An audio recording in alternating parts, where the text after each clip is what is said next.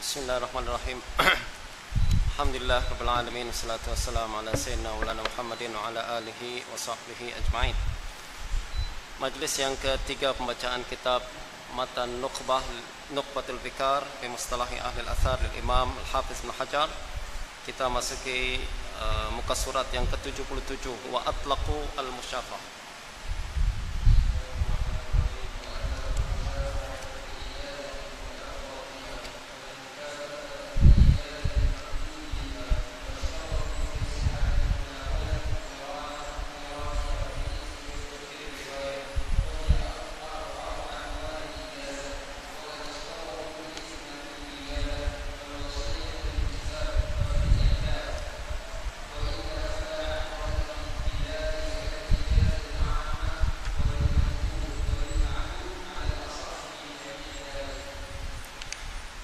Wa atlaqul musyafaha fil ijazatil mutalaffaz biha. Sekarang kita masih berbincang kenaan dengan sighatul ada atau siyaghul ada, kalimat-kalimat yang digunakan oleh perawi untuk meriwayatkan hadis.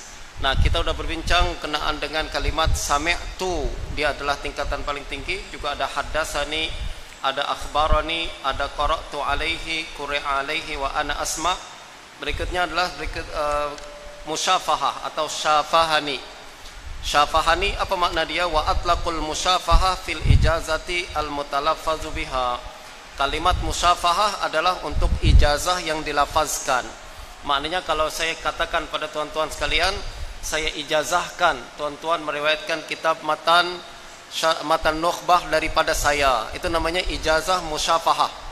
Ijazah musyafahah, walaupun saya tak tulis ijazah tu, walaupun saya tak keluarkan surat atau sign apa-apa dokumen, cukup saya cakap saya ijazahkan pada tuan-tuan, itu namanya musyafahah dan dikira sebagai satu periwayatan yang disahkan dalam al-hadis.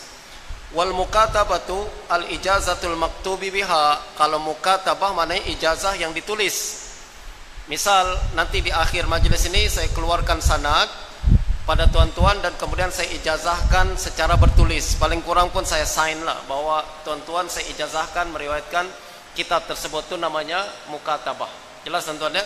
Dia salah satu bentuk periwayatan yang dibenarkan oleh ahlul hadis, walaupun dia tidak berbentuk haddatsana, walaupun tak disebut sami'tu, tapi dia satu bentuk yang dibenarkan ijazah dengan secara bertulis. Wastaratu fi sihhatil munawalati iqtiranuha bil izni wa riwayah. Ada lagi satu bentuk periwayatan yang dibenarkan oleh hadis adalah dalam bentuk munawalah. Munawalah tuan-tuan maknanya adalah serahkan kitab. Munawalah maknanya serah kitab. Syekh, misalkan saya datang pada tuan-tuan, ini riwayat kitab saya Matan Nukhbah karangan Imam Al-Hafiz Ibn Hajar, nih awak pegang, itu namanya diserahkan, atau nih untuk awak. Nah, adakah sah cara periwayatan secara munawalah? Lepas itu tuan-tuan boleh tak cakap saya meriwayatkan kitab Matan Nukhbah dari guru saya, walaupun tidak disebutkan ijazah lain saya cakap saya ijazahkan, betul tak? Atau saya tulis secara bertulis ijazah, tak, dia tak ada ijazah, dia tak baca kitab, tapi dia serahkan kitab kepada kita. Sah atau tak sah kalau nanti saya riwayatkan lagi kepada orang lain? Nah, kata Imam Ibn Hajar, wastaratu fi sihhatil munawah iqtiranaha bil izni war riwayah. Sah secara munawalah tapi dengan izin. Jadi kita terima kitab ini, ustaz, bagi saya kitab Matan Nukhbah nih maknanya apa? Kitabnya mesti saya photostat ke? Kitab nih saya nak baca pinjam ke? Atau ustaz izinkan saya riwayatkan kitab nih? Kalau syekh tu cakap saya izinkan awak riwayatkan kitab ni, maka sah riwayat tersebut. Jadi munawalah boleh sah sebagai riwayat, walaupun dia tidak baca kitab tersebut. Cukup dikasih buku, tapi mesti dengan syarat izin dari ijazah daripada syekh. Tuan-tuan puan-puan sekalian, berkenaan dengan perkara ni, ijazah ni, kadang ada syekh-syekh tertentu yang cakap pada kita, ya, saya ijazahkan tuan-tuan meriwayatkan kitab Sahih Bukhari daripada saya. Cakap qabil tu, sebenarnya tak ada qabil tu. Sebenarnya tak mesti ada qabil tu. Kalau dia cakap saya ijazahkan, main sah lah perkara tersebut. Ustaz, tapi dia tak tulis pun, dia tak sign, tak cop pun, dia cakap secara musyafahah, maknanya sah riwayat tu. Ijazah secara musyafahah walaupun tak tulis apa-apa. Jelas tuan-tuan? Nah, bagi kitab berbeza. Bagi kitab, nih kitab saya nih. Saya nih kitab pernah saya baca daripada guru saya. Nih, awak pegang buku tu. Kita tak pasti sama ada bagi kitab ni maknanya izin ijazah, ataukah bagi kitab ni suruh kita photostat, atau kitab ni cukup engkau pinjam nanti engkau kembalikan, betul tak? Maknanya kita kena tanya betul-betul, ini bagi kitab ni maknanya apa Syekh? Izinkan saya riwayatkan ke tak, maksudnya nih. Kalau dia cakap saya bagi kitab, maknanya saya izinkan awak riwayatkan daripada saya, sah. Betul tuan-tuan. Ini adalah cara periwayatan hadis. Cara periwayatan hadis di sisi ahlul hadis. Wa kadza ishtaratul izna fil wijadah wal wasiyata bil kitabi wa fil i'lam. Begitu juga disyaratkan izin dalam wijadah. Apa makna wijadah tuan-tuan? Wijadah ni adalah kita jumpa kitab. Kita jumpa kitab. Misal kita pergi balik ke rumah atuk kita, balik rumah atuk kita di kampung, kebetulan atuk kita ni ulama dulu. Kita baca-baca, cari-cari kitab dia ada, atuk saya pernah baca kitab Sahih Bukhari, saya nampak di sini. Pernah baca Sahih Bukhari kepada seorang syekh dan ini sanad dia hingga kepada Imam Bukhari. Boleh tak saya yang menemukan buku ini meriwayatkan kitab tersebut daripada atuk saya? Atuk saya sudah meninggal dunia lah. Nah, ini namanya wijadah. Kita jumpa kitab, kita jumpa riwayat. Kata Imam Ibnu Hajar, boleh riwayatkan kalau ada izin. Kalau tak ada izin, maknanya riwayat tersebut terputus, tidak bersambung. Jelas tak? Jadi kalau ada izin, riwayat tersebut sambung. Tapi kalau tak ada izin, riwayat tersebut terputus. Izin macam mana? Misalnya dululah kita pernah cakap, atuk saya pernah cakap, kalau awak jumpa kitab saya izinkan awak riwayatkan daripada saya. Misal, maknanya sudah ada izin secara verbal daripada atuk kita. Sekarang kita jumpa, maknanya dibolehkan kita meriwayatkan kitab tersebut secara wijadah. Wal wasiyata bil kitab, wasiat dengan kitab pun perlu izin. Wasiat bil kitab macam mana? Atuk kita sebelum meninggal dunia cakap, kalau aku meninggal dunia, kitab Sahih Bukhari aku untuk awak. Itulah kitab wasiat, betul tak? Boleh tak dia kata kitab Sahih Bukhari untuk saya, maknanya saya boleh riwayatkan ke? Belum tentu, melainkan kalau ada izin meriwayatkan. Mesti ada izin riwayat juga. Wa fil i'lam, i'lam pun beza. I'lam ni apa? Dia bagi tahu, ni kitab saya pernah baca daripada guru saya nih. Terus apa tuan guru? Saja je nak bagi tahu awak, saya pernah baca kitab ni. Boleh tak lepas tu kita katakan saya meriwayatkan kitab tu daripada guru saya? Sebab dia dah bagi tahu saya bahwa dia pernah membaca kitab ni pada guru tak, kalau tak ada izin tetap tak boleh. Dia cuma setakat bagi tahu saya baca kitab ni, bukan izinkan awak untuk riwayatkan, kecuali kalau ada izin.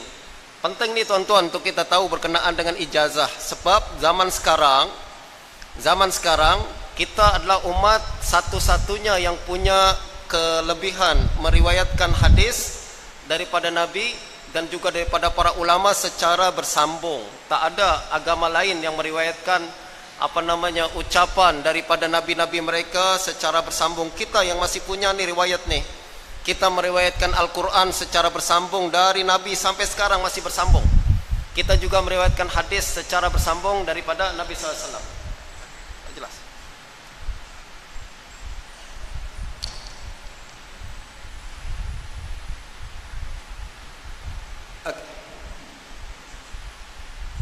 Tadi saya cakap apa tuan-tuan? Ijazah. Kenapa kita perlu ijazah? Sekarang ni adalah kita adalah umat Islam adalah satu-satunya yang mempunyai sanad masih bersambung kepada Nabi sallallahu alaihi wasallam. Dan sampai sekarang kitab-kitab hadis masih bersambung kepada kita, diriwayatkan daripada ulama hingga daripada ulama terus sampai kepada kita. Justru penting tuan-tuan untuk kita memelihara sanad ini, memelihara ijazah ni. Nah, kita perlu memelihara ijazah. Memang ijazah tak punya nilai ilmu dia, bukan bermakna kita punya ijazah banyak, punya ilmu yang banyak. Bukan kira kita punya riwayat yang banyak maknanya kita ilmu pun banyak, tak. Tapi kita perlu menjaga sanad sebab dia adalah warisan intelektual umat Islam khas daripada Allah Subhanahu wa taala untuk kita. Justru para ulama kita zaman dahulu setiap kitab dia ada sanad dia. Misal kitab Matan Nukhbah nih, dia ada sanad dia hingga kepada Imam Ibnu Hajar. Dia meriwayatkan kitab Sahih Bukhari, ada sanad dia hingga Sahih Bukhari. Dia punya kitab Fathul Bari, ada sanad dia hingga ke Fathul Bari. Dia ada kitab, ada sanad kitab tersebut. Dan ini adalah riwayat, ini adalah apa namanya tradisi umat Islam yang mesti dijaga terutama oleh ahlul hadis. Alhamdulillah kita masih ada zaman sekarang nih sanad-sanad kitab tersebut. Kalau tuan-tuan nampak di kitab di luar sana ada kitab Arba'in Nawawi misalkan, sanad yang menghubungkan antara kita hingga ke Imam Nawawi ada untuk kitab tersebut. Justru ada kitab yang kita cetak nih, yang saya cetak dan terjemahkan, Arba'in Nawawi, Arba'in Qudsi Imamullah Ali Al-Qari, juga Arba'in Fardhu Ain karangan Muhammad bin Aslam At-Tusi. Setiap sanad kitab tersebut ada terpelihara daripada kita hingga kepada Imam At-Tusi. Walaupun dia tak bernilai ilmu, walaupun sekali lagi tak ada nilai ilmu untuk sanad tersebut, tapi dia ada nilai sejarah dan ada nilai barokah juga insya-Allah. Jadi tuan-tuan mulai daripada sekarang kalau boleh, tadi kita berbincang Syekh Ala itu berkenaan dengan kebangkitan ilmu hadis, dan salah satu kebangkitan ilmu hadis adalah kita memelihara sanad tuan-tuan. Kita memelihara sanad yang menghubungkan antara kita dengan para ulama. Justru dapatkan sanad-sanad tersebut sekali lagi untuk kenang-kenangan dan untuk menjaga keberkatan antara kita dengan penulis kitab tersebut. Wa illa fala ibrata bidzalika, kalau tak ada izin untuk apa? Untuk munawalah, kalau tak ada izin untuk wijadah, tak ada izin untuk wasiah bil kitab dan i'lam, tidak diiringi dengan izin meriwayatkan, fala ibrata bidzalik, tak diambil kira munawalah nih, tak diambil kira wijadah nih, tak diambil kira semua riwayat-riwayat tersebut. Kal ijazatil ammah, seperti ijazah umum. Ijazah ammah tidak dikira sebagai ijazah yang sah. Ijazah ammah ni macam mana? Saya ijazahkan riwayat Sahih Bukhari, riwayat saya punya banyak riwayat, banyak sanad, saya ijazahkan kepada semua orang yang hidup pada zaman sekarang misalkan. Ini ijazah ammah. Dan ini antara para ulama mengatakan ijazah yang macam tu tidak disahihkan. Misalkan saya punya ijazah, saya punya semua, siapa yang inginkan ijazah daripada saya pada zaman sekarang, saya ijazahkan kepada siapa saja. Mesti khusus. Misal saya ijazahkan kepada awak kitab Sahih Bukhari, khususkan kitabnya khusus, yang dibagi pun khusus, betul tak? Ini namanya ijazah khasah, dia sahih. Tapi kalau saya diijazahkan kepada siapa saja, semua orang yang hidup pada zaman sekarang, maknanya ijazah ammah.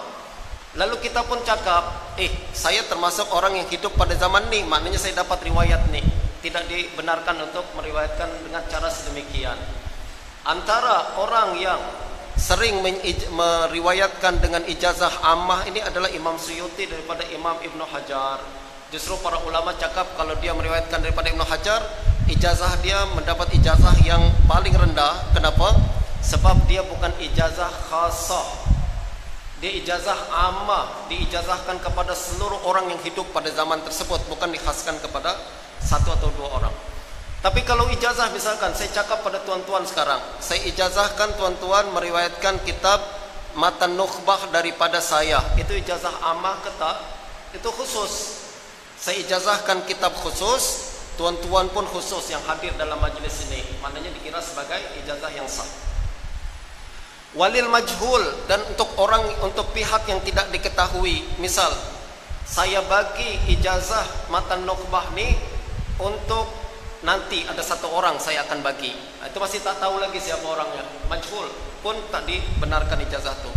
Walil ma'dum, atau orang yang belum ada, saya ijazahkan kitab Matan Nukhbah ni untuk anak tuan. Saya belum kawin lagi saat, ya nanti untuk anak tuan kalau udah lahir lagi, ini belum keluar lagi. Mana ijazah lil makdum, untuk belum ada. Alal asahhi fi jami'i dzalik, mengikut pandangan yang asah berkenaan dengan perkara-perkara yang disebutkan. Maknanya ada khilaf. Sesetengah ulama benarkan walaupun tidak dengan izin.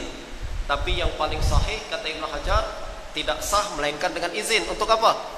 Untuk wijadah, munawalah, dan juga i'lam.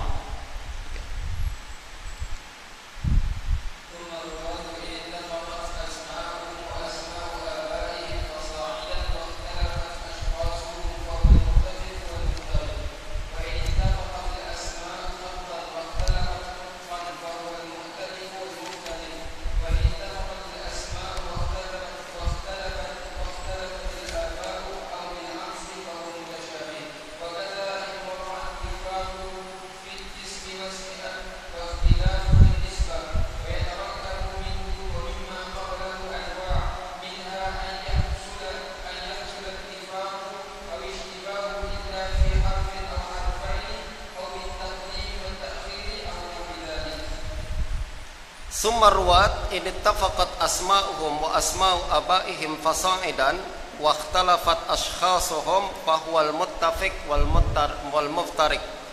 Kemudian para perawi ini, kata Imam Ibnu Hajar, in ittafaqat asma'uhum, jika nama mereka dan nama ayah-ayah mereka dan selebihnya maksudnya apa? Termasuk nama atuk-atuk mereka, semua sama padahal orang-orangnya berbeza, itu termasuk dalam muttafiq dan muftarik. Bagian ilmu hadis yang bernama muttafiq dan muftarik. Apa dia? Tuan-tuan, perawi kadang nama dia Ahmad bin Khalil. Ahmad bin Khalil, misalkan nama dia. Ternyata yang punya nama Ahmad bin Khalil ini 2-3 orang. Nama dia sama. Nama dia dan nama ayah dia sama.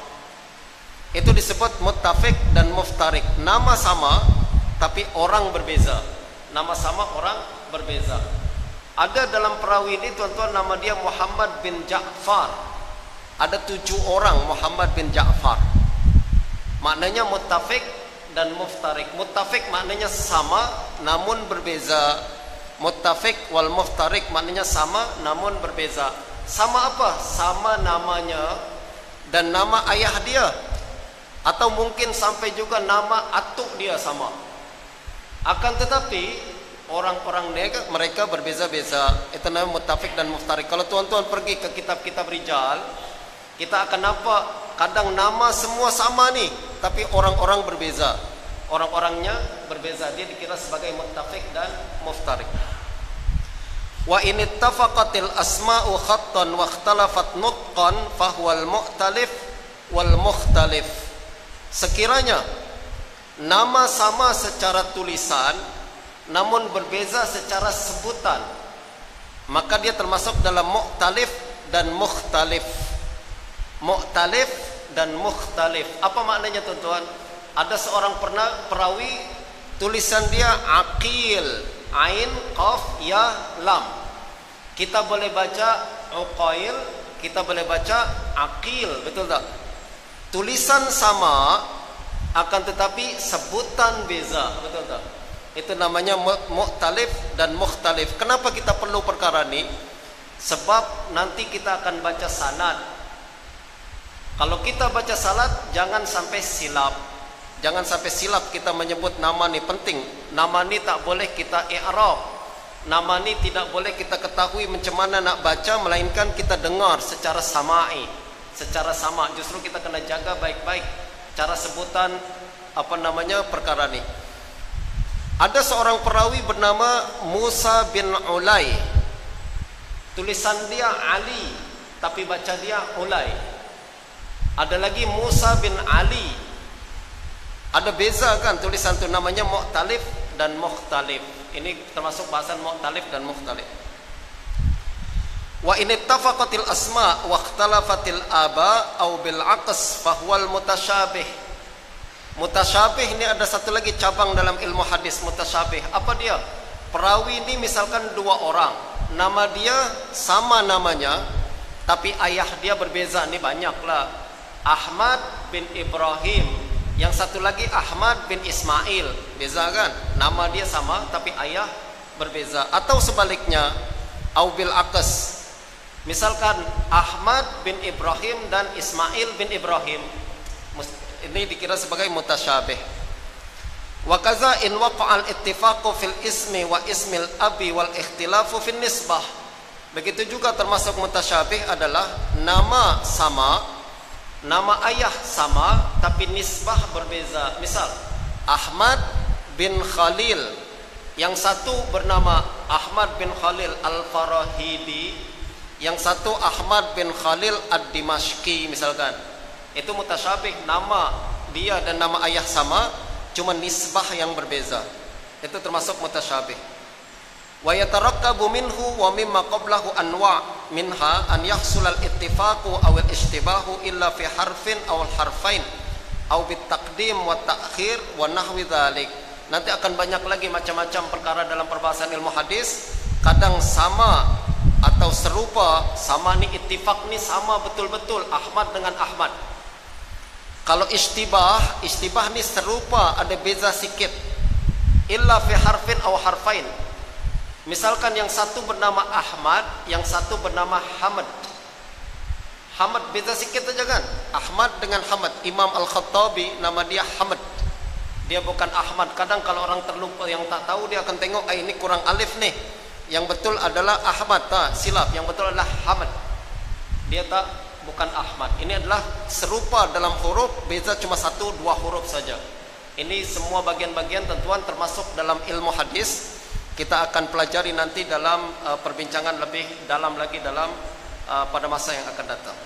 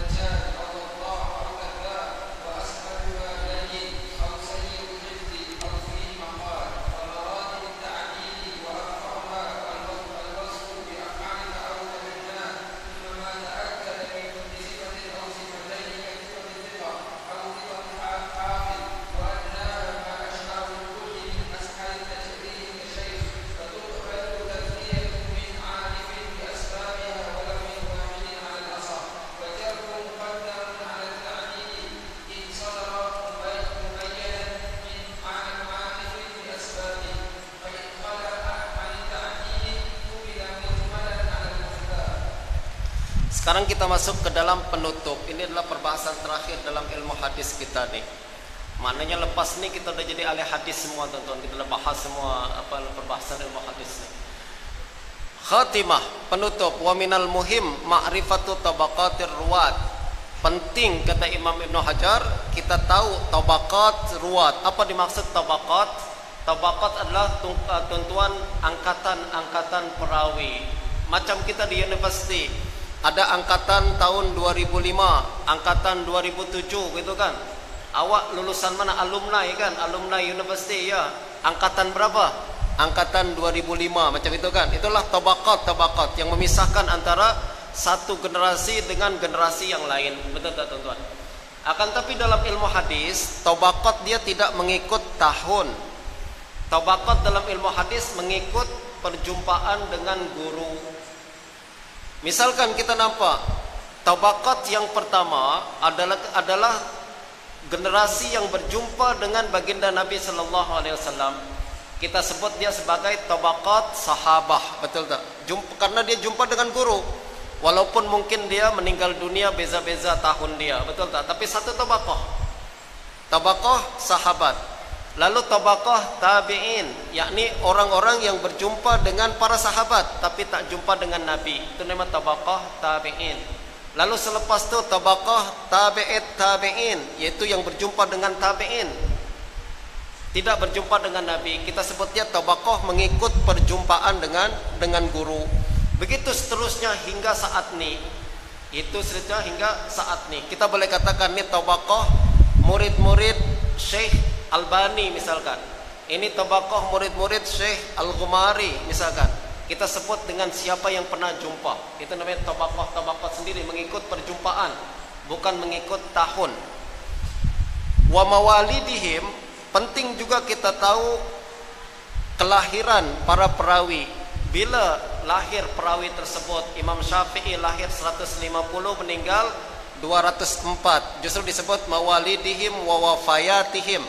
Kita kena tahu perawi ini lahir tahun berapa, meninggal tahun berapa. Penting. Untuk apa? Untuk kita tahu sama ada dia bersambung atau tak bersambung kalau dia meriwayatkan dari guru-guru tertentu. Wa buldanihim, dan juga kita mesti tahu tempat tinggal mereka. Dia di Basrah ke, dia di Kufah ke, di Mekah ke, di Madinah, kita kena tahu. That's why kalau kita hafal perawi, dulu waktu saya tasmi' perawi dengan Syekh Riyad, dia kena sebutkan, oke, siapa dia nih? Sufyan ibnu Uyainah. Kita tahu nama dia, lahir tahun berapa, kita kena sebut. Meninggal tahun berapa, kita kena sebut. Paling kurang tabaqah ke berapa. Mungkin kalau tahun meninggal, tahun wafat susah nak hafal sangat, tapi tabaqah kita boleh tahu. Sebab Ibnu Hajar dalam Taqribut Tahzib, tuan-tuan ada masa nanti pergi ke Taqribut Tahzib, di muqaddimah dia sebutkan, dia bagi para perawi menjadi berapa tabaqat. Kalau tak salah sampai 11 tabaqat. Tabaqat yang pertama sahabat, 1 tabaqat kata dia. Lalu kemudian tabi'in dibagi menjadi tabaqat. Tabi'in besar, kibarut tabi'in, ada awasit tabi'in, pertengahan tabi'in, dan sigar tabi'in. Lalu kemudian dibagi lagi menjadi tabaqat kibar, atba' tabi'in, jadi 2 atau 3 tabaqat lagi. Dia akan sebutkan, nah, kalau perawi ini tabaqat pertama maknanya sahabat, kedua maknanya kibar tabi'in, ketiga maknanya pertengahan tabi'in, dan seterusnya. Justru kalau kita sebut nama perawi, kita akan kena sebut dia tabaqah ke berapa. Misal Sufyan ibn Uyainah tabaqat ke-7 atau ke-8 atau ke-9. Dan semua itu kita kena hafal semua. Lalu kemudian kita kena sebutkan Sufyan ibn Uyainah Al-Kufi summal Makki. Maknanya dia dulu tinggal di Kufah, kemudian pindah ke Mekah. Itu kena sebut juga, kita tahu perawi ini, supaya kita seolah-olah kenal dia tinggal di mana, jumpa dengan guru-guru siapa dan lain sebagainya.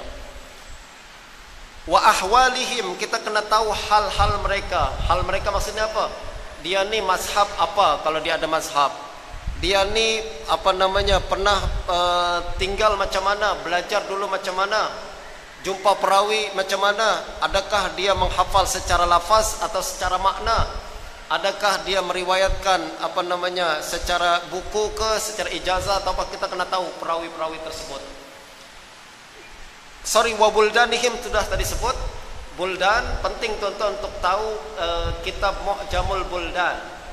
Mu'jam Buldan adalah kita akan sebutkan nama-nama negeri supaya kita kenal. Kalau disebut Dimashqi apa yang dimaksud, Al-Hamawi apa yang dimaksud, ya kan?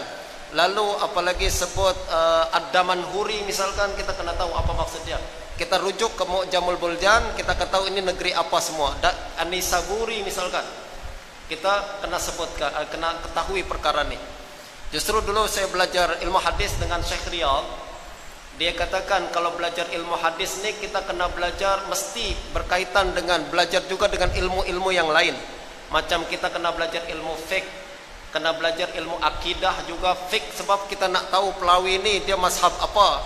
Akidah, dia akidahnya macam mana, akan disebut nanti perawi. Dia Mu'tazili ke, dia Syi'i ke, dia Khawarij ke, atau apa dia akan disebutkan. Sebab ahwal perawi kita kena tahu. Berikutnya lagi Syekh Riyad katakan kita belajar ilmu hadis pun kena belajar juga ilmu geografi. Sebab dia akan sebutkan perawi ini datang dari negeri apa. Justru kita kena tahu map tu macam mana. Kalau kita nak bincang kira-kira perawi ini jumpa dengan perawi ini, kita macam apa negeri dia jauh satu sama lain, berapa kilometer depan, kena tahu semua ilmu geografi ini. Justru siapa yang belajar hadis betul-betul, dia boleh bayangkan dunia Islam macam mana. Dunia Islam macam mana. Dulu juga kata Syekh Ba'id, ada guru saya yang lain, Syekh Badik Sa'id Al-Laham, dia cakap apa? Kalau kita nak tahu apa yang pernah dibuat oleh para penjajah kepada umat Islam hari ini, tengok Mu'jamul Buldan. Sebab pada zaman tu dunia Islam masih satu lagi. Betul tak? Kalau disebut Syam, maknanya adalah Palestin, Syria, Lebanon, lalu kemudian dengan Lebanon apa lagi sah? Jordan. Semua adalah Syam. Tapi sekarang udah berapa negeri dah tuh? Dengan presiden yang lain-lain, betul tak? Siapa yang buat? Penjajah. Kalau kita tahu dulu negeri-negeri yang dulu Islam sebelum penjajahan, tengok ke Mu'jamul Buldan, kita akan tahu negara Islam dulu satu, lalu kemudian dipecah oleh para penjajah ini menjadi beberapa negara-negara tertentu.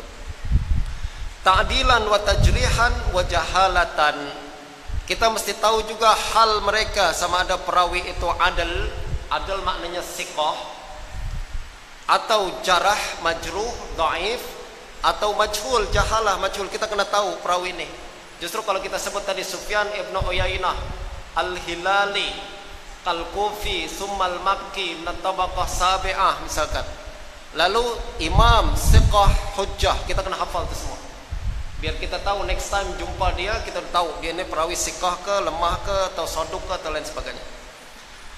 Lalu juga wa maratibil jarh, kita juga penting, kata Ibnu Hajar, tahu maratib jarh, tahu tingkatan jarh para perawi. Sebab tuan-tuan, kalau kita sebut perawi ini siqah, siqah ada beberapa tingkatan. Kalau kita sebut perawi ini dhaif, dhaif ada berapa tingkatan. Kita kena tahu tingkatan mana satu perawi ini.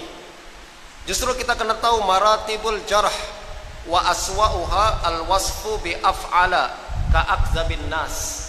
Yang paling teruk jarah ni tuan-tuan adalah kalau menggunakan kalimat af'al. Yang paling itu af'al. Contoh, akzabun nas, orang paling pendusta, itulah paling teruk.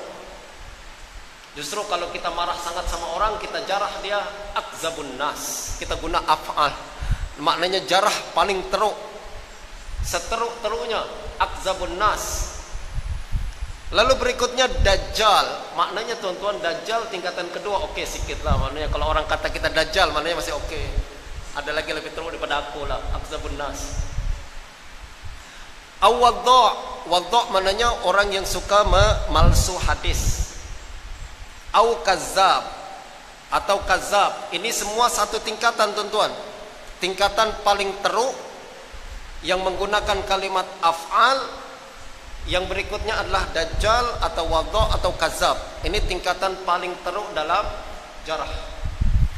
Wa ashaluha layyin, yang paling rendah tingkatan jarah ni adalah layyin. Maknanya apa? Kalau yang disebutkan kalimat yang disifatkan dengan kalimat ini, perawi ini masih oke-oke jugalah, taklah teruk sangat. Kalau disebut perawi ini fulan layyin, maknanya lemah, dia lemah yang ringan. Wa ashaluha layyin au sayyi'ul hifz au fihi maqal, ini yang paling rendah tapi masih dalam darjat lemah. Kalau disebut fulan fihi maqal, lemah tapi lemah yang paling ringan. Atau fulan sayyi'ul hifz, maknanya dia lemah tapi lemah yang paling ringan, tak sampai ke akzabun nas. Nah yang ringan nih tuan-tuan nih masih boleh terangkat, tadi kita bincangkan. Kalau ada mutabaat dia boleh terangkat kepada hasan, tidak tidak teruk sangat. Tapi kalau sudah sampai yang paling teruk tadi akzabun nas, dajjal, wadha', kazab, nih hadis dia semua maudhu', palsu, dah tak boleh terangkat lagi. Wa maratibut ta'dil, selepas kita tahu tingkatan jarah, kita kena tahu juga tingkatan adalah ta'dil. Wa arfa'uha al-wasfu bi af'ala ka'awsaqin nas, yang paling tinggi darjat adalah perawi disebut sebagai af'alu seperti awsaqun nas, orang yang paling siqah. Nah ini paling tinggi darjat dia. Summa ma ta'akkada bi sifatin aw sifatain ka siqatin aw siqatin hafiz. Yang berikutnya adalah kalau disebutkan dua sifat atau lebih. Misal fulan siqatun siqah, maknanya oke, kuat, sangat kuat, paling tinggi darjatnya. atau siqatun hafiz, siqah hujjah, siqah imam.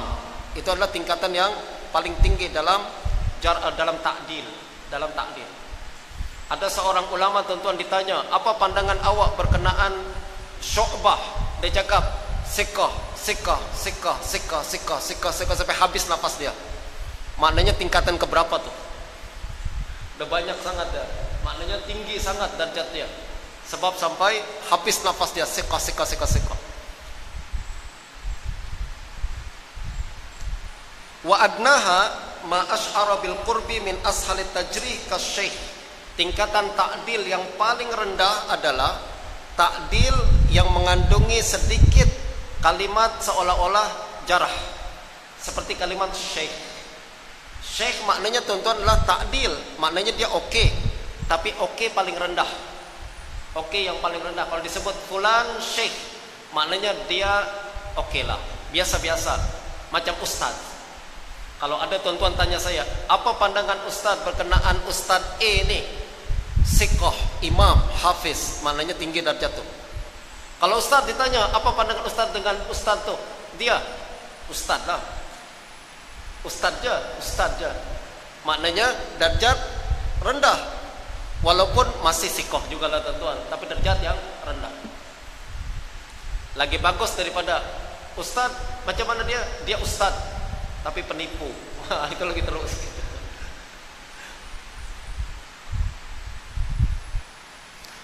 Oke, ini adalah tingkatan jarah dan ta'dil. Di antara dua tingkatan ini ada tingkatan-tingkatan yang lain. Tonton boleh rujuk. Paling penting adalah kitab Muqaddimah Taqribut Tahzib. Taqribut Tahzib itu yang paling sikit yang tonton boleh rujuk untuk tingkatan jarah dan ta'dil nih. Imam Ibnu Hajar sebut mulai daripada macam ti Ausakun Nas, kemudian siqah, imam dan lain-lain. Lalu beliau juga sebut saduq, dia sebut juga pelbagai sifat-sifat yang lain. Itu tonton rujuk dalam Muqaddimah Taqribut Tahzib. Actually kalau kita nak tengok banyak ilmu hadis yang ditulis Ibnu Hajar adalah di Muqaddimah buku-buku dia tuh. Taqribut Tahzib, buka juga Muqaddimah Isabah fi Ma'rifatis Sahabah, banyak Muqaddimah yang sangat cantik daripada Ibnu Hajar. Kalau nak tinggi sikit perbahasan jarah wa ta'dil, yang paling bagus antara lain juga adalah Ar-Raf'u wa Takmil fil Jarah wa Ta'dil, karangan Imam Al-Laqnawi. Itu pun baik juga untuk kita baca berkenaan dengan jarah wa ta'dil, dan juga dengan ta'liq Syekh Abdul Fattah Abu Ghuddah dalam kitab ni Raf'u wa Takmil, penting. Juga kitab yang perlu dipelajari adalah kitab Syekh Dr. Nurdin Itar bertajuk apa namanya berkenaan dengan jarah wa ta'dil juga. Apa lupa apa tajuk buku dia. Ingat tak? Jarah wa ta'dil, betul, tajuk dia Jarah wa Ta'dil. Wa tuqbalu tazkiyatu min 'arifin bi asbabiha walau min wahidin 'alal asah. Tazkiyah ni, tazkiyah apa maknanya tuan-tuan? Recommendation, penilaian perawi ni siqah diterima walaupun daripada satu orang. Jadi kalau kita nak tengok perawi ni siqah tak siqah, kita cuma jumpa satu orang aja cakap dia siqah, yaitu Yahya bin Ma'in misalkan, terima dah. Syaratnya adalah perawi ni alimun bi arifin bi asbabiha, tahu berkenaan dengan apa perkara-perkara yang dapat melemahkan perawi dan dapat menguatkan perawi. Jadi yang diterima dalam jarah wa ta'dil tuan-tuan paling kurang ada 3 tingkatan. Yang pertama adalah ahli hadis yang dikira sebagai mutasyaddid, yang keras sangat dalam menilai perawi, salah sikit terus dhaif. Nah ini ada beberapa ulama yang dinilai macam tu. Salah satunya adalah Al-Jauzajani, tadi kita bincang, guru Syekh An-Nasai, Imam Nasai. Berikutnya juga adalah yang pertengahan, mu'tadil. Macam ini kebanyakan ulama kita mu'tadil, macam Bukhari, Abu Hatim, Ar-Razi dan lain-lain. Ini tingkatan yang mu'tadil. Yang berikutnya adalah mutasahil. Mutasahil adalah sering menilai perawi siqah padahal tak sampai darjat siqah. Siapa dia? Antaranya adalah Imam Ibn Hibban. Justru kalau Ibn Hibban menilai siqah seorang perawi, kita tak dapat sokongan daripada ahli hadis yang lain, jangan terus ambil siqah, jangan terus nilai siqah perawi itu. Kalau Ibn Hibban seorang diri, jangan. Kita kena Ibn Hibban sokong dengan ahli hadis yang lain, baru kita kuatkan penerima kita terima penilaian siqah perawi tersebut. Jadi kata Imam Ibnu Hajar, diterima daripada satu orang, maknanya adalah satu orang yang mu'tadil. Kalau mutasahil tak, mesti ada sokongan daripada ahli hadis yang lain. Wal jarhu muqaddamun ala ta'dil in sadara mubayyanan min arifin bi asbabihi. Jarah mesti didahulukan di atas ta'dil. Jarah mesti didahulukan. Apa maknanya tuan-tuan? Jika kita nampak seorang perawi nih, satu ulama mengatakan dia thiqah, satu ulama mengatakan dia dhaif misalkan. Satu ulama kata dia thiqah, satu ulama dia dhaif. Kita ambil ucapan yang mana satu? Kata Imam Ibnu Hajar, kalau penilaian jarah nih diiringi dengan sebab atau mubayyan atau mufassar, dia cakap perawi ini dhaif karena dia telah meriwayatkan perkara macam ni, dia dhaif karena fasik macam ni, dia dhaif karena hafalan dia macam ni, disebutkan sebab dia, maka jarah didahulukan. Maknanya kita ambil pandangan jarah, kita lemahkan dia. Jelas tuan-tuan? Kalau perawi tersebut menyebutkan sebab, kalau menyebutkan sebab, confirm kita terima perkara tersebut. In sadara mubayyanan min arifin bi asbabihi, jika dijelaskan mubayyan secara mufassar. Mubayyan maknanya disebutkan sebab kenapa dia lemah, baru kita dahulukan perkara tersebut. Ini secara am. Sekali lagi ini berkaitan dengan apa? Berkaitan dengan ta'arud jarah wa ta'dil. Ini perbahasan paling halus dalam ilmu rijal. Perbahasan paling halus dalam ilmu rijal adalah berkenaan dengan khilaf ulama, sama ada si fulan thiqah ataupun si fulan dhaif. Ini perbincangan panjang tuan-tuan, masa kita tak cukup, tapi secara am kita ambil apa? Kalau berlaku khilaf antara satu ulama dengan ulama yang lain berkenaan perawi ni thiqah atau tak thiqah, tengok yang melemahkan ni sama ada menyebutkan sebab ke tak sebutkan, dijelaskan kenapa dia lemah ke tak. Kalau disebutkan maka jarah didahulukan daripada ta'dil. Fa in khala anit ta'dil qubila mujmalan 'alal mukhtar. In khala anit ta'dil qubila mujmalan 'alal mukhtar. Apa maknanya? Jika seorang perawi ini dilemahkan oleh seorang ulama, imam hadis, mengatakan seperti Yahya bin Ma'in mengatakan si fulan dhaif, adakah ucapan tersebut kita terima secara mutlak, ataukah kita cakap kepada Yahya, aku tak terima melainkan kau sebutkan sebab dia? Kata Imam Ibnu Hajar, kalau in khala anit ta'dil, kalau tak ada ulama lain yang menguatkan atau menilai sikoh perawi ini, jadi perawi ini kita cari, ini perawi kita hanya jumpa Yahya cakap dia lemah, yang lain tak ada yang mengatakan dia sikoh, tapi Yahya cakap dia lemah, tak sebabkan sebabnya, tak sebutkan sebabnya kenapa dia lemah. Adakah kita ambil ucapan Yahya? Ambil ucapan Yahya. Kalau tak bertentangan dengan ucapan perawi yang lain yang mengatakan dia thiqah. Jelas tuan. Itu makna in khala anit ta'dil qubila mujmalan 'alal mukhtar.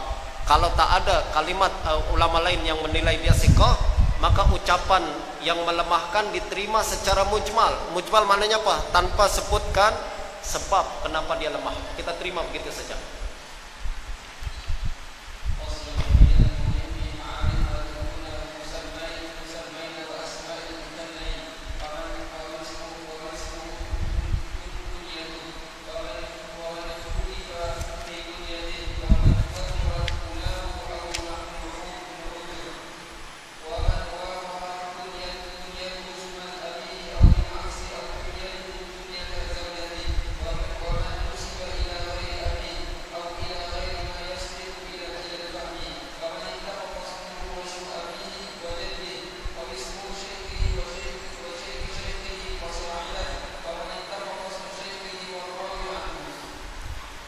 Penting juga kata Imam Ibnu Hajar, dalam ilmu hadis kita kenal ma'rifah kuna al-musammaina wa asma'il mukannain. Kita tahu kunyah para perawi yang memiliki nama, dan kita tahu juga nama perawi yang dikenal dengan kunyahnya. Misal teman-teman, kita kenal seorang perawi bernama Ahmad bin Hanbal. Ahmad bin Hanbal kita tahu nama dia. Maka kata Ibnu Hajar, kita kena tahu juga kunyah dia. Apa kunyah Imam Ahmad bin Hanbal? Abu Abdillah. Penting. Kata Ibnu Hajar, tahu nama perawi, tahu juga kunyah dia. Sebaliknya, kalau ada perawi yang terkenal dengan nama, dengan kunyah dia, kita mesti tahu juga nama asli dia. Contoh tuan-tuan, Abu Bakar Siddiq. Siapa nama dia?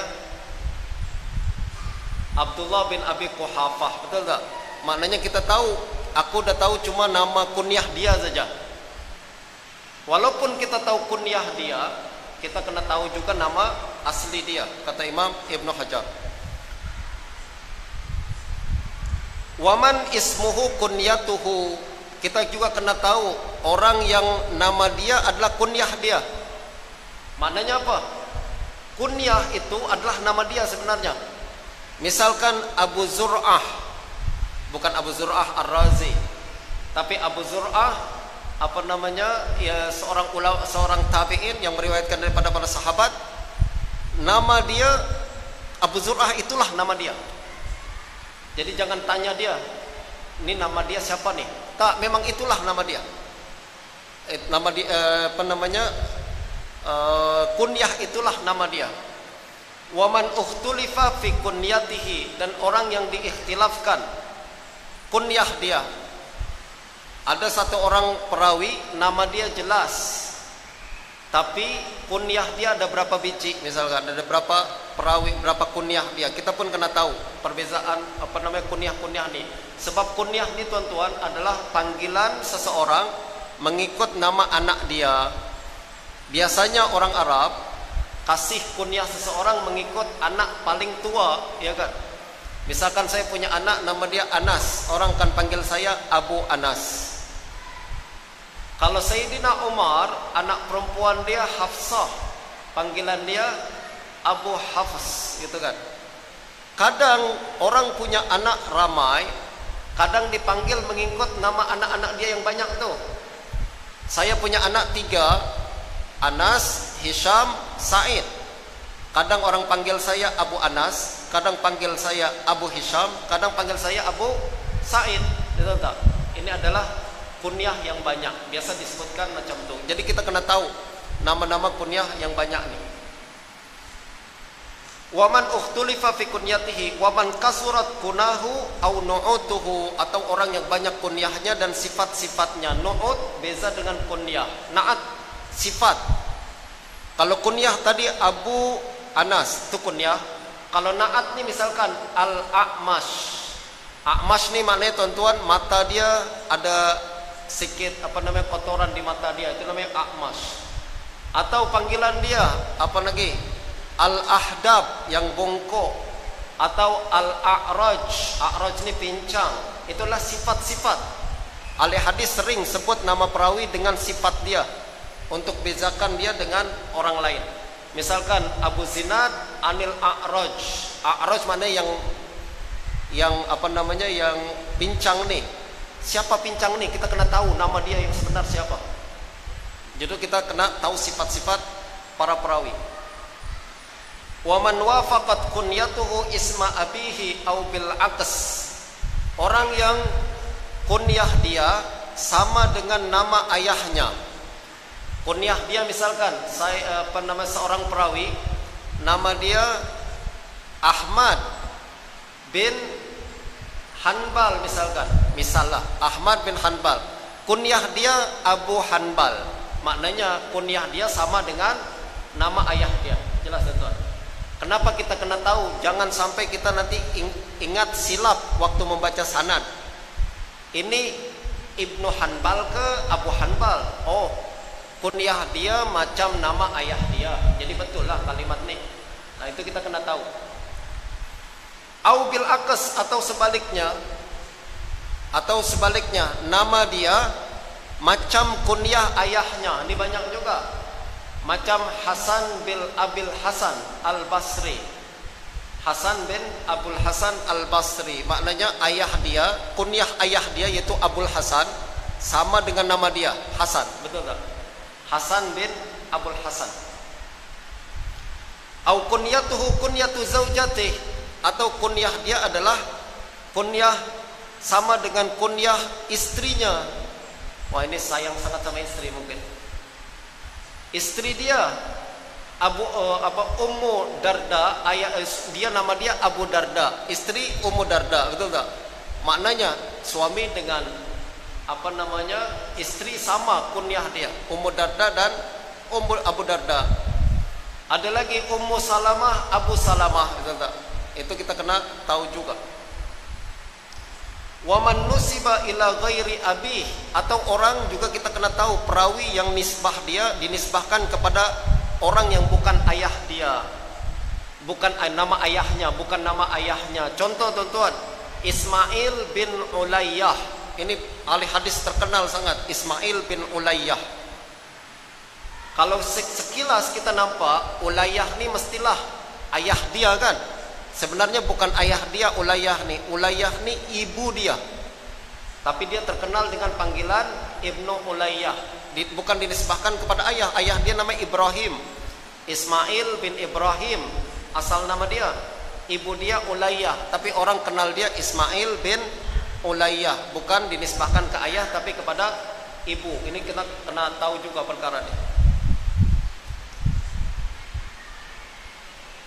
Contoh yang disebutkan oleh Imam Ibnu Hajar, contohnya, betul. Beliau sebutkan Miqdad ibnul Aswad, seorang sahabat Nabi, Miqdad bin Aswad, ibnul Aswad. Kata Imam Ibnu Hajar, Aswad bukan ayah dia, bukan ayah kandung dia. Aswad adalah ayah angkat dia.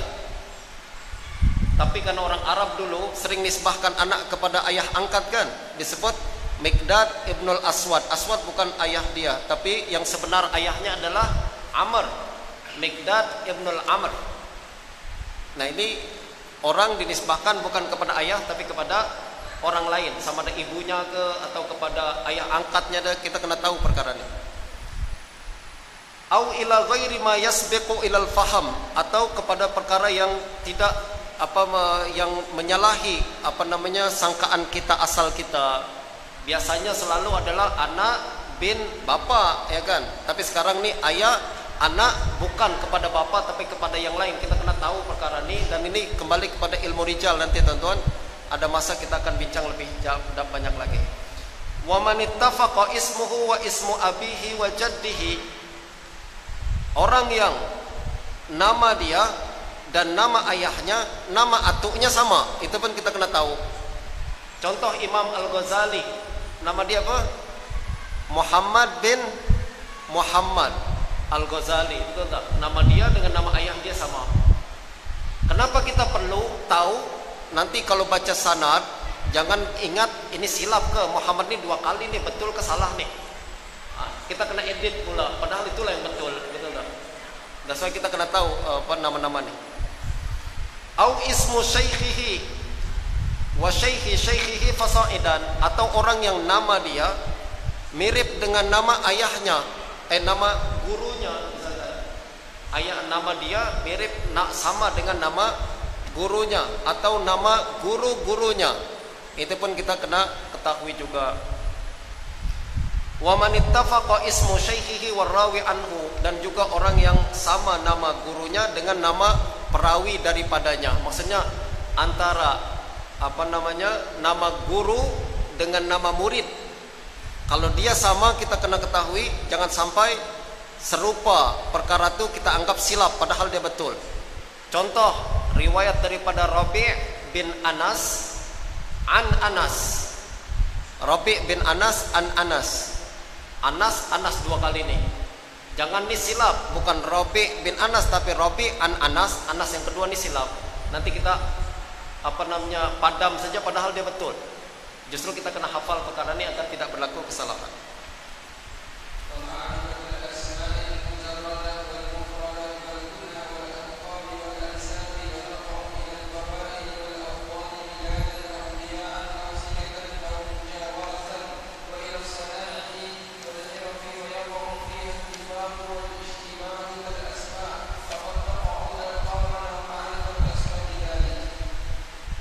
Berikutnya juga kita mesti mengetahui, penting juga kita mengetahui nama-nama mujarradah, asma mujarradah. Asma mujarradah lah nama-nama biasa yang kita sebutkan.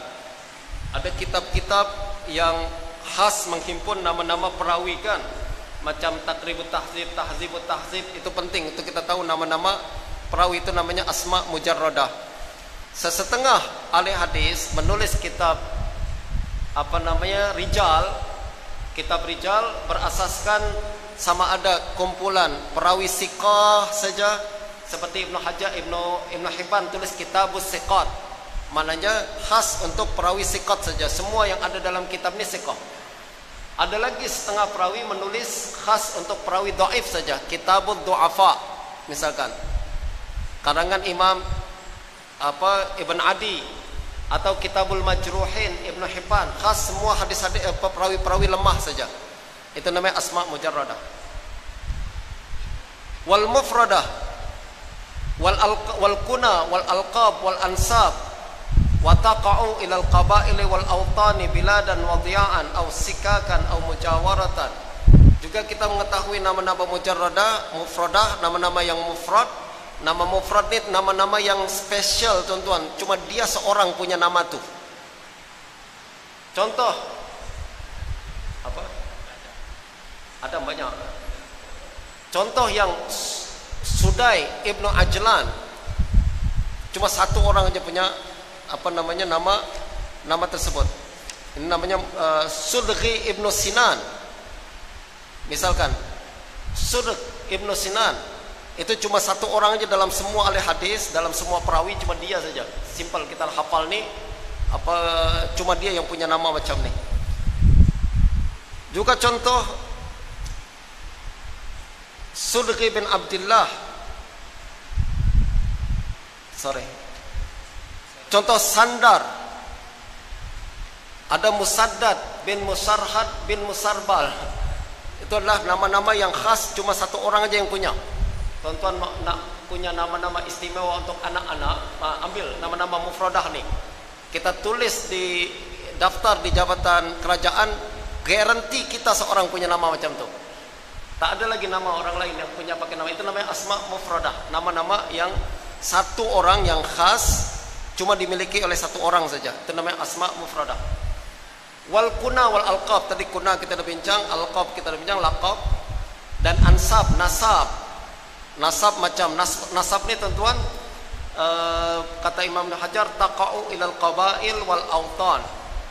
Kadang nasab dinisbahkan kepada kabilah, seperti Al-Qurashi, At-Taimi, dia bukan nisbah kepada tempat tapi kepada kabilah dia. Al-Qurashi, At-Tami, Al-Hashimi, Al-Muttalibi, itu adalah kabilah. Juga awtan, negeri macam Naisaburi, tempat kan, Al-Makki, Al-Madani, itu nisbah kepada tempat. Biladan au dhiya'an au sikakan au mujawaratan. Tempat-tempat ni sama ada bilad, negeri macam Mekah, Madinah dan lain-lain, atau dhiya'. Dhiya' ini adalah kawasan negeri kecil sikit daripada negeri lah. Ada negeri, ada apa istilahnya kan, ada negara, ada negeri, ada kampung, ada yang kecil-kecil lagi. Itu namanya biladan, dhiya'an, sikakan. Sikak dia adalah kawasan kejiranan kita. Jadi kalau di Indonesia ada Syekh Nawawi bin Omar Al-Bantani. Bantani ini Banten. Banten ni apa? Dia adalah satu negeri sendiri di Pulau Jawa sana tuan-tuan. Lalu misalkan ada lagi Al-Bekasi. Al-Bekasi, dia adalah satu negeri sendiri, desa sendiri. Jadi ada orang Syekh Hakim Al-Kelantani, Al-Pasir Putihi misalkan. Pasir Putih ada kamu? Maknanya adalah dari Kelantan besar, terus Pasir Putih lebih kecil lagi, itu namanya dhiya' atau sikak. Sikak adalah kejiranan kecil saja. Lalu au mujawaratan, atau nisbah kepada mujawarah. Abu Mas'ud Al-Badri. Abu Mas'ud Al-Badri adalah sahabat Nabi. Al-Badri kita ingat dia tinggal di Badar. Tak, dia dekat, rumah dia dekat Badar. Maknanya mujawarah ke Badar. Walaupun dekat tapi bukan tinggal di Badar. Wa ila sana'i, karang nisbah pun dinisbahkan kepada pekerjaan dia. Al-Hazza, fulan apa namanya, Khalid Al-Hazza. Al-Hazza ini maknanya apa tuan? Tukang buat kasut. Itu pun nisbah, nasab juga. Ada kawan saya Ustadz Abdurrahman As-Sobuni. Apa makna Sobuni?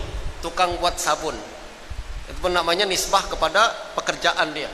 Atau ada lagi Syekh Fulan Al-Kutubi, maknanya dia tukang jual kitab. Ustaz Hakim lah. Dia tukang jadi ustaz. Dan Kutubi maknanya dia bukan nisbah kepada negeri, bukan nisbah kepada kabilah, bukan family dia, akan tapi kepada pekerjaan dia. Al-Kutubi. As-sana'i wal hiraf, kepada pekerjaan atau profesi dia boleh dinisbahkan. Macam tadi, tukang kasut ke, tukang kitab ke, jual kitab ke, atau al-traveli. Traveli tahu tuan-tuan? Dia Ustaz al-traveli maknanya dia punya travel, maksudnya al-traveli. Wa yaqa'u fi hal ittifaq wal istibah kal asma. Dan nisbah ini pun kadang ada serupa tapi berbeza, macam nama tadi. Tadi Ahmad bin Khalil, dua nama yang sama tapi dua orang berbeza. Begitu juga nisbah. Kadang An-Naisaburi beratus orang, Naisaburi lah. Ad-Dimashqi berapa orang, ratusan orang Dimashqi, betul tak? Ada keserupaan nama yang sama tapi makna yang berbeza. Kadang tuan-tuan kita boleh nampak juga dalam ilmu hadis, Ibnu Asakir ada berapa orang dah? Ibnu Qudamah ada berapa orang, betul tak? Al-Ghazali ada berapa orang? Pertama, Imam Ghazali yang menulis kitab Ihya, adik dia Ahmad Al-Ghazali pun disebut Al-Ghazali. Sekarang Syekh Ghazali yang meninggal belum lama ini, yang hidup zaman sekarang Syekh Muhammad Al-Ghazali. Jangan confuse. Ghazali tapi orang yang berbeza. Itu namanya ittifaq dan istibah fil kal asma. Seperti dalam nama juga macam itu. Wa qad taqa'u alqaban wa ma'rifatu asbab dzalik. Dan kadang juga nama merupakan laqab dan kita kena tahu sebab-sebab tu kenapa dia dilaqabkan sebagai al-a'raj, orang yang pincang. Al-a'ma, ad-dharir misalkan, itu adalah laqab. Dharir maknanya orang buta. Kita kena bagi tahu kenapa disebut ad-dharir. Imam Tirmizi disebut ad-dharir. Apa makna dia? Guru Imam Syafi'i bernama dia Az-Zinji, Muslim bin Khalid Az-Zinji. Zinji ini tuan-tuan maknanya negro, hitam sangat. Kita kena tahu kenapa dinamakan dia sebagai hitam, padahal dia tak hitam, dia sangat putih. Tapi karena terlalu putih, orang Arab sebut dia hitam. Jadi orang Arab nih kalau terlalu berlebih, dia akan disebut dengan nama yang kebalikan dengannya. Jadi kita kena tahu apa sebab-sebab laqab-laqab nih diberikan kepada perawi tersebut.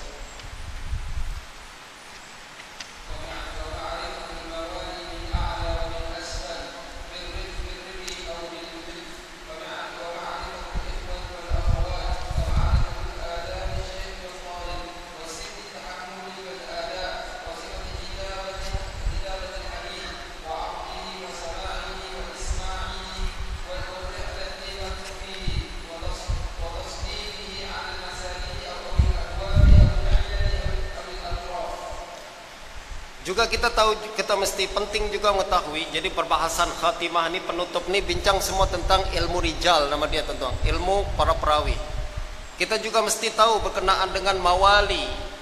Mawali ini ada berkaitan dengan maula dia. Maula ini adalah orang ajam yang masuk dalam family orang Arab. Family orang Arab. Misal Imam Bukhari, Bukhari, maula dia mawali al-Ju'fi, mawali maknanya dia masuk dalam maula Bani Ju'fah. Kenapa? Sebab dia bukan orang Arab tapi masuk dalam sponsor, dia adalah sponsor orang Arab. Justru dinisbahkan kepada orang Arab. Wa ma'rifatul mawali min a'la wa min asfal birriqi au bil hilf. Kita mesti tahu maula-maula ni dari atas atau dari bawah dengan sebab perhambaan atau dengan hilf. Jadi dalam bangsa Arab ada tradisi macam itu tuan-tuan. Jadi ada seorang yang dinisbahkan kepada maula dia. Maula ni sekali lagi adalah orang Arab yang hidup menjadi guarantor dia, sebagai sponsor dia. Sama ada birrik, dulu dia hamba sahaya lalu dimerdekakan, maka dia masuk dalam keluarga bekas majikan dia. Majikan dia orang Arab, misalkan dia suku Hashimi, majikan dia daripada suku Hashimi, maka hamba yang dibebaskan ini pun punya Hashimi juga, tapi bukan nisbah kepada keluarga, tapi secara maula, al-Hashimi maula. Au bil hilaf, atau bukan perhambaan tapi hilaf. Hilaf ini adalah orang Arab yang suku yang lemah, dia akan bergantung kepada suku yang besar. Al-Quraisy, misal Quraisy yang paling kuat di Arab waktu itu. Ada lagi suku yang kecil namanya Khuza'ah misalkan. Maka orang yang lahir daripada Khuza'ah, dia akan katakan Al-Khuza'i Al-Quraisy maula, disebut maula Al-Quraisy. Wa ma'rifatul ikhwah wal akhwat, kita kenal juga perawi yang adik-beradik. Jadi biasanya yang paling disebutkan adalah supaya kita tak silap nanti. Kadang ada perawi yang nama dia mirip padahal dia bukan adik-beradik. Dulu ada orang silap, dia katakan Malik bin Anas adalah anaknya Anas bin Malik. Itu silap. Sebab dia ingat Anas ini adalah Anas bin Malik. Nah, ada yang paling sering kita ketahui dalam perawi hadis yang adik-beradik adalah keluarga Sirin. Ada Muhammad bin Sirin, ada Anas bin Sirin, ada Hafsah bin Sirin. Ada 7 orang, semua adalah keturunan Sirin, anak-anak Sirin nih, dan semua meriwayatkan hadis. Justru kalau kita nampak Anas bin Sirin, Muhammad bin Sirin, jangan kita cakap mungkin silap nih, sepatutnya Muhammad bin Sirin. Tak, memang dia keluarga Sirin nih. Adik-beradik kita kena tahu. Macam tadi Muhammad bin Muhammad Al-Ghazali, Ahmad bin Muhammad Al-Ghazali, adik-beradik. Wa ma'rifatu adab syekh wa talib, penting juga kita kenal adab guru hadis dan pelajar hadis. Biasanya ini penting di dalam mustalah hadis, kita bagi tahu seorang guru hadis adab dia macam mana. Ini berkaitan dengan etik seorang ahlul hadis. Apa yang dia kena buat kalau dia masuk ke masjid, apa yang kita buat waktu dia mengajar, itu diajarkan semua teman-teman. Adab-adab meriwayatkan hadis. Begitu juga adab-adab pelajar. Apa etika kita sebagai seorang pelajar hadis? Misalkan semua diajarkan, kalau kitab yang lebih tinggi akan diajarkan satu persatu.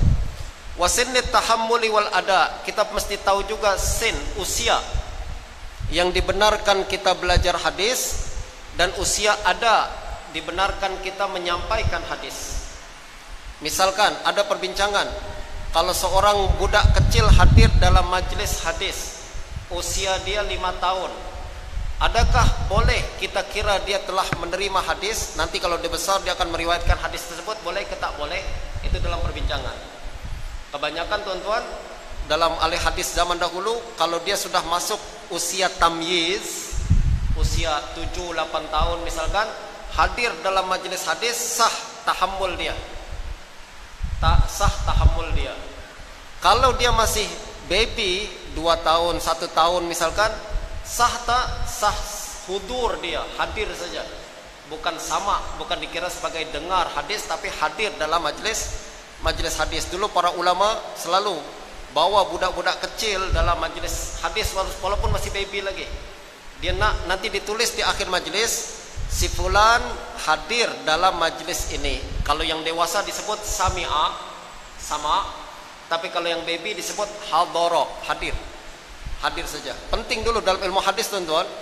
Dalam majelis periwayatan selalu ada tafakkud ghiyab, apa istilahnya? Daftar kehadiran. Dan semua ditulis dalam sama. Sama itu apa? Sama itu adalah daftar list kehadiran murid, dan biasanya ditulis di dalam kitab. Kalau kita tahqiq makhtut, nanti kita jumpa makhtut di mana-mana university, kita jumpa manuskrip. Dalam manuskrip itu akan ada tulisan tajuk kitab, lalu nanti ada tulisan sama, maksudnya siapa yang pernah mengajarkan buku ini, siapa yang hadir dalam majelis ini, semua panjang disebutkan. Semua disebutkan. Biasanya tuan-tuan, kalau majelis sama ilmu hadis ini sangat-sangat teliti. Nanti kita akan sebutlah rasanya tentang sama ini, sangat teliti dalam meriwayatkan hadis. dia akan sebutkan siapa yang hadir, siapa yang ketika hadir setengah saja lalu datang semula, siapa yang hadir tapi sembang-sembang, ditulis di situ. Siapa hadir tertidur pula dalam majelis, semua ditulis. Itu menunjukkan apa? Untuk pastikan bahwa sama si fulan berbeza dengan sama si fulan walaupun hadir dalam majelis ilmu. Beza dengan kita kan, kalau tuan-tuan kita tak punya ketelitian macam ni, sehingga kita bawa ijazah sekolah ke atau universiti, orang cuma tahu kita pas PhD saja. Orang tak tengok pun apa ilmu yang dia pelajari. Waktu dia belajar ilmu nahu pas ke tak pas dulu. Kalaupun pas, berapa nilai dia, mumtaz ke makbul saja. Tapi ilmu hadis sangat clear. Kalaupun dia hadir majelis ni, hadir dari awal sampai akhir ke, atau hadir cuma beberapa hadis saja misalkan, ataupun dia hadir sampai dengarkan ke, atau dia hadir tak dengarkan, semua ditulis dalam bentuk nama dia tibak atau sama. Wasifatu kitabatil hadis, dan juga kena tahu sifat menulis hadis. Menulis hadis penting juga, sangat teliti oleh hadis. Penting kita belajar ini untuk apa? Nanti kalau kita tahqiq makhtut. Ini adalah ilmu hadis, tuan-tuan, adalah ilmu filologi lebih dulu daripada orang Arab, orang Barat. Orang Barat dia kaji filologi, maksudnya adalah ilmu berkaitan dengan manuskrip, dan pertama kali yang kembangkan adalah ahli hadis. Sebab kalau kita belajar filologi, kita akan ketahui sama ada kitab yang kita jumpai ini berapa usia dia, lalu siapa yang tulis, dari mana kita tahu tulisan ini milik si fulan atau bukan si fulan. Itu adalah kajian filologi. Ilmu hadis pun tahu perkara macam ni. Kalau ada kesilapan dalam penulisan, macam mana kita nak tahu perkara ni silap, apa yang betul? Semua ada dalam bagian sifat kitabatil hadis, sangat teliti. Kalau tuan-tuan baca kitab Muqaddimah Ibnu Salah akan nampak sekali macam ni. Dia akan sebutkan kalau ada silap, misalkan kita tulis qala Rasulullah, Allah yang kita tulis ni 2 kali, tersilap kita tulis. Biasa kita tulis suka silap kan? Qala Rasulullah, Allahnya 2 kali kita tulis. Kita nak padam mana satu? Allah yang pertama ke atau Allah yang kedua? Itu ditentukan dalam penulisan hadis ni, mana satu yang kena dipadam. Maknanya selain filologi, ilmu hadis juga ajarkan ilmu editing. Saya editor berapa tahun lah, jadi tahu macam mana editing yang dibuat oleh al hadis sangat advance. Dan kalau ada silap, misalkan ada satu kalimat yang gugur dalam hadis, sepatutnya ada tambahan kalimat tapi tersilap tulis, tak tertulis. Kita nak tulis dia di tepi, kita di tepi lembaran tu, macam mana kita nak tulis? Ada kode-kode tertentu yang kita kena follow. Kena tulis macam mana, di sebelah kanan ke sebelah kiri, semua ada kode sendiri. Itu sangat tinggi ketelitian ahlul hadis. Ini penting untuk siapa? Untuk yang mengkaji manuskrip. Kalau dia tak tahu teori ilmu hadis, dia tahqiq kitab, dia akan silap semua. Apa yang dia tahqiq tersebut tak betul. Wasifatu kitabatil hadis wa ardhihi, dan sifat macam mana nak belajar hadis.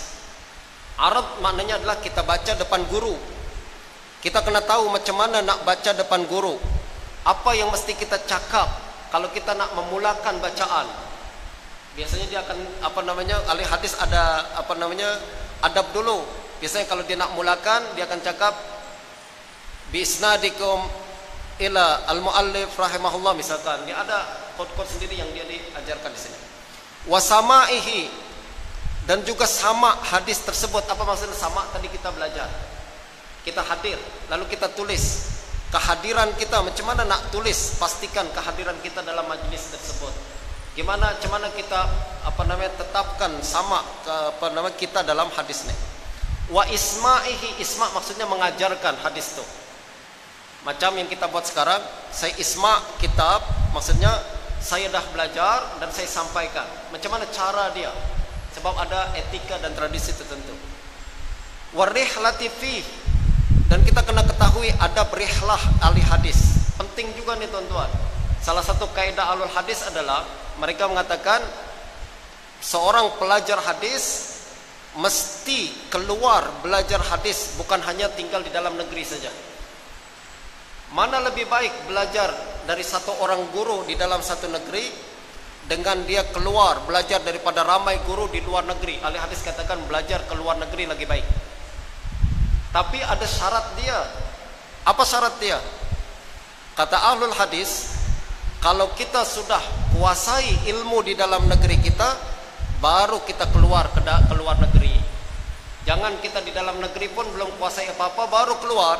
Nanti kita tak dapat ilmu apa yang diperlukan untuk negeri kita. Jadi ahlul hadis sangat efektif.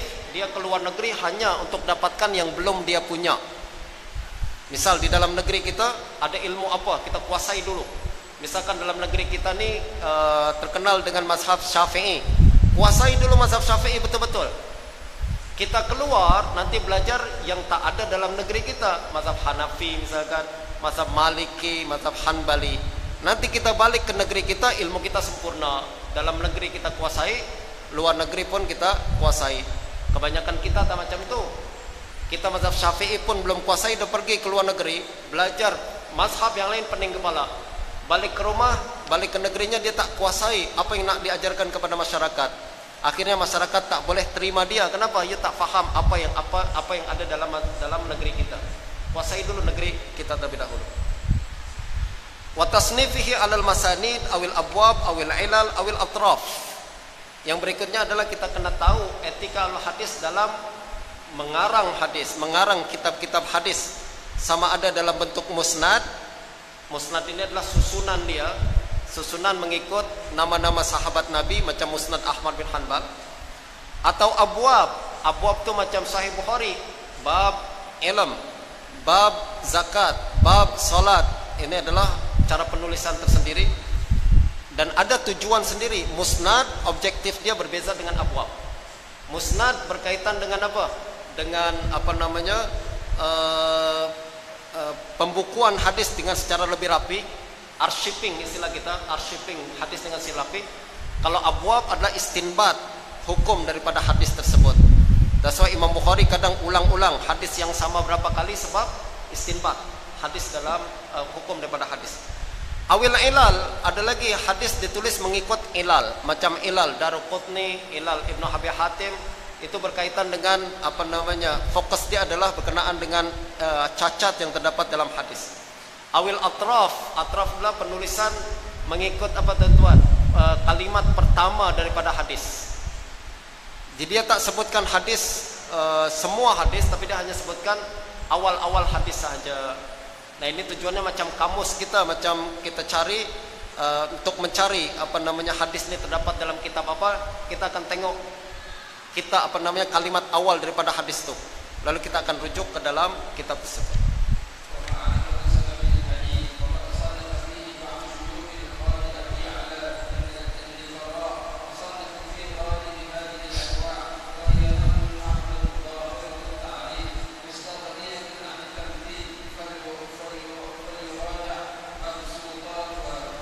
Kemudian penting juga untuk kita mengetahui sabab wurud hadis. Sababul hadis maknanya sabab wurud hadis. Maknanya kita tengok hadis ni untuk faham, kita kena fahami konteks hadis tersebut. Sebagaimana dalam Al-Quran ada sababun nuzul, hadis pun ada sababul wurud. Penting tuan-tuan. Kalau tak kita tahu apa namanya konteks hadis, maka kita akan mungkin salah faham berkenaan dengan hadis tersebut. Waqad sannafa fihi ba'du syuyukhil qadhi Abu Ya'la bin Farra. Sudah ditulis oleh ramai para ulama, antaranya ditulis oleh guru-guru Qadhi Abu Ya'la Ibn Farra, seorang ulama Hanbali. Wa sannafu fi ghalibi hadhil anwa', dan mereka kata Ibnu Hajar telah menulis kitab-kitab khas berkenaan dengan perkara yang telah disebutkan sebelum ni. Apa tadi kita bincang berkenaan dengan rihlah fi talabil hadis, ada kitab sendiri. Kita bincang berkenaan dengan adab talibul hadis, ada kitab sendiri kan. Ada apa namanya Al-Khatib punya kitab sendiri berkenaan dengan akhlaqur rawi. Lalu Muhaddisul Fasil bainal rawi wal wa'i, ada kitab sendiri semua. Jadi kata Ibnu Hajar, semua yang saya sebutkan ni ilmu ulama hadis telah sebut, telah bincangkan dalam kitab-kitab tersendiri. Wahia naqlun mahd, semuanya adalah hanya sekedar riwayat saja, tak ada ulasan, cuma setakat riwayat-riwayatkan saja. Zahirut ta'rif dah sangat jelas, tak payah dijelaskan lagi. Mustaghniyah anit tamsil tak perlu saya contohkan lagi. Fal turaja' mabsutatiha, hendaklah kita rujuk sendiri kepada kitab-kitab yang telah dihuraikan tersebut.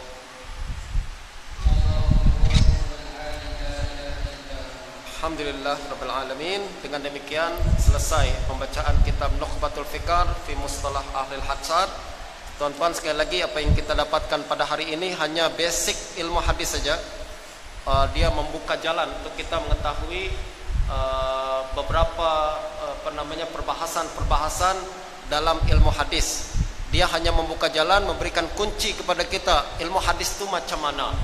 Dan untuk masuk ke dalam ilmu hadis kena explore lebih jauh lagi, dan kita kena kaji secara lebih dalam lagi dengan membaca kitab-kitab lain yang lebih dalam dan lebih besar daripada ini, insyaallah. Dengan demikian saya ijazahkan secara musyafahah kepada tuan-tuan untuk meriwayatkan hadis kitab ini daripada saya, sebagaimana sanadnya telah saya berikan kepada penganjur untuk dibagi-bagikan kepada tuan-tuan sekalian. Sebagai penutup, kita masuk ke dalam kitab yang kedua. Sebab dalam 15 atau 20 menit saya nak bincang berkenaan dengan buku Fiqh Hadis Imam Asy-Syafi'i. Teman kanan.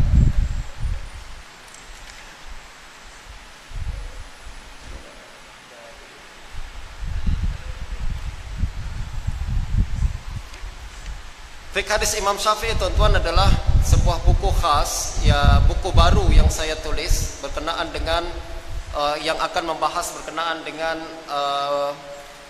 macam mana Imam Syafi'i berbincang tentang hadis Nabi sallallahu alaihi wasallam.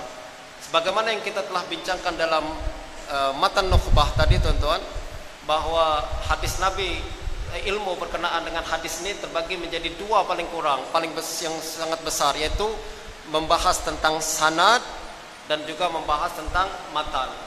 Sanad adalah berkaitan dengan kesahihan hadis, sama ada hadis tersebut sahih atau tak sahih. Adapun matan adalah berbincang tentang macam mana nak memahami message yang disampaikan oleh baginda Nabi sallallahu alaihi wasallam. Nah, Imam Syafi'i adalah seorang ulama yang pakar dalam dua-dua bidang tersebut. Ramai di antara kita menyangka bahwa Imam Syafi'i hanya pakar dalam fiqh sahaja. Bahkan ada juga setengah orang yang menyangka Imam Syafi'i tak tahu sama sekali berkenaan dengan hadis. Justru mereka suka membandingkan antara ijtihad Imam Syafi'i dengan hadis Nabi sallallahu alaihi wasallam, seolah-olah apa yang disebutkan oleh Imam Syafi'i terasing sama sekali daripada hadis Nabi. Justru keluar soalan, nak ikut Nabi ke nak ikut Imam Syafi'i. Ini adalah soalan yang menurut saya sudah keluar daripada konteks sebenar ilmu pengetahuan. Siapa yang mengkaji fiqh Imam Syafi'i, kita akan nampak bahwa beliau sangat teguh berpegang kepada hadis, dan beliau juga mengajak kita untuk mengeluarkan hukum daripada hadis Nabi sallallahu alaihi wasallam. Salah satu kaedah yang digunakan oleh Imam Syafi'i dan dipegang teguh oleh Imam Syafi'i adalah idza sahal hadis fa huwa mazhabi. Kalau sebuah hadis telah sahih, maka dia adalah mazhab aku, kata Imam Syafi'i.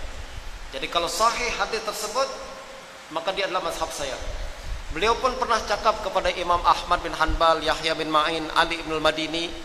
Beliau katakan, kalau ada hadis yang sudah sahih, bagi tahu saya akan jadikan pegangan dalam fiqh. Ini adalah usul Imam Syafi'i yang tak ada khilaf di kalangan para ulama. Beliau berpegang dengan hadis-hadis yang sahih daripada Nabi sallallahu alaihi wasallam. Nah, kitab ini kemudian, tuan-tuan, nak menunjukkan perkara itu, saya nak ajak tuan-tuan untuk masuk ke dalam kitab-kitab yang ditulis oleh Imam Syafi'i sendiri. Bukan ditulis oleh ulama mazhab Syafi'i, akan tapi ditulis oleh Imam Syafi'i sendiri dan diriwayatkan oleh anak-anak murid beliau sendiri berkenaan dengan kepentingan belajar hadis dan juga mengeluarkan hukum daripada hadis-hadis Nabi sallallahu alaihi wasallam. Kesimpulan saya, tuan-tuan, Imam Syafi'i rahimahullah sangat hebat dalam hadis, dan ini diiktiraf oleh ramai ulama hadis sendiri. Beliau dikira sebagai rujukan dalam rijal, sama ada perawi ini sikah tak sikah. Ucapan Imam Syafi'i diambil kira. Beliau adalah antara ulama yang kalau mengatakan si fulan sikah maka diiktiraf, kalau dia katakan si fulan dhaif maka diiktiraf.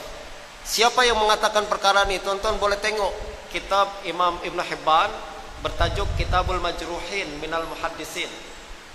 Dalam muqaddimah dia akan sebutkan dahulu siapa ulama-ulama yang pernah menjadi rujukan dalam menilai perawi. Salah satunya adalah Imam Syafi'i. Tuan-tuan juga boleh rujuk kitab Al-Kamil fi Du'afa karangan Imam Ibn Adi. Dalam muqaddimah kitab itu pun beliau sebutkan siapa perawi-perawi tokoh-tokoh yang menjadi rujukan dalam menilai perawi. Salah satunya adalah Imam Syafi'i.